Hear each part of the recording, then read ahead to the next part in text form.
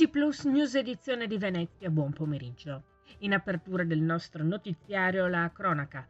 Dalle parole ai fatti. Per domani venerdì 4 ottobre la FEMCA CISL Venezia ha indetto uno sciopero di 12 ore contro il provvedimento di sospensione immediata della Trevu Sigma di Marghera verso un delegato RSU, un 58enne residente nel comune di Mira, accusato di un presunto sabotaggio alla caldaia dell'impianto PM3.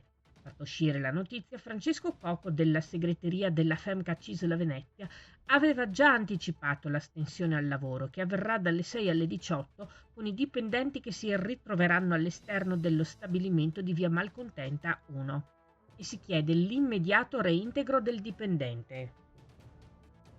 Cambiamo argomento. Da lunedì 7 ottobre inizieranno i lavori per l'installazione di nuove barriere stradali lungo il ponte sul fiume Sili, lungo la strada provinciale 42 a cavallo tra i comuni di Jesolo e Cavallino Tre Porti.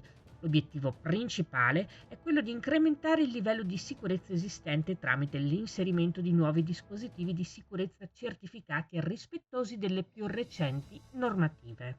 Il cantiere resterà aperto fino al 25 novembre. Il corso dei lavori verrà ristretto da 3 a 2 corsie il doppio senso di marcia per la realizzazione di un nuovo cordone in calcestruzzo necessario all'installazione successiva delle barriere di sicurezza. È il terzo intervento di 4 previsti. L'importo complessivo dell'appalto per i 4 interventi è di 1.100.000 euro. E si è tenuto questa mattina nel campus scientifico dell'Università Ca' Foscari in via Torino a Mestre il workshop dal titolo STEM Byte, equilibrio di genere nei saperi scientifici e tecnologici. L'incontro è a supporto del progetto Borse di Studio Tina Anselmi, che vede erogare 9 borse di studio a ragazze laureate in materie STEM, vale a dire scienza, tecnologia, ingegneria e matematica, del valore di 1.500 euro ciascuna. I requisiti per fare domanda delle borse di studio sono essere una donna, residente o domiciliata nella provincia di Venezia alla data di invio della domanda, avere conseguito la laurea triennale o magistrale in una qualsiasi facoltà STEM di qualunque università tra il 1 settembre 2023 e il 31 ottobre 2024. Aver svolto una tesi di laurea che abbia sviluppato innovazione e tecnologia, preferibilmente a supporto di progetti d'impresa. Parliamo ora di sport e solidarietà.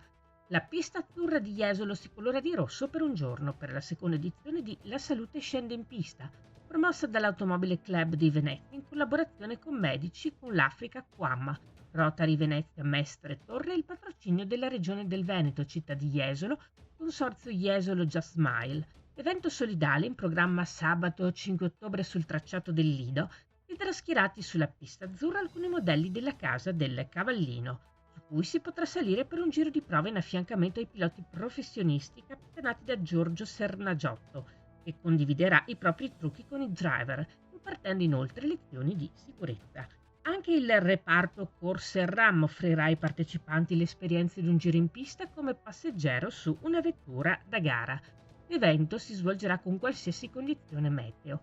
Per informazione contattare ACI Venezia al numero di telefono che vedete in sovraimpressione, cioè 04153103362 interno 5. Questa era la nostra ultima notizia. Grazie per essere stati con noi. Arrivederci.